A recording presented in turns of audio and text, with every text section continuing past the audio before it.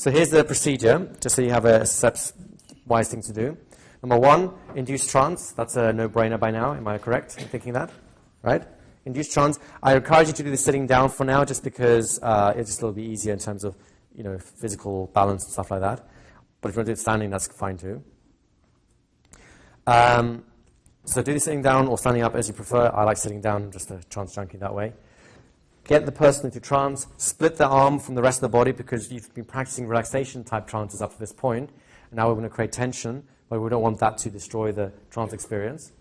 And that's just a question of suggesting it very directly.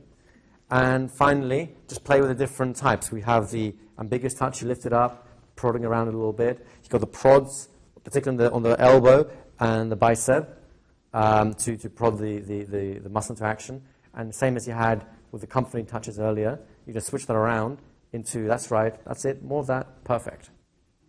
Then if you've done that, relax the hand again, bring it down, try basically on this one, all you're doing is you're picking it up and dropping it and picking it up again in lots of little rapid succession, so they don't quite know when it's dropped properly.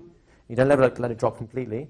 Each time you'll notice that there's a tendency for it to drop less quickly until it's there, and then you can do the little tappy thing and lift it up. Simple, easy to do. It'll take you no more than 10 minutes to go through the whole range of them, and the other person can have a go.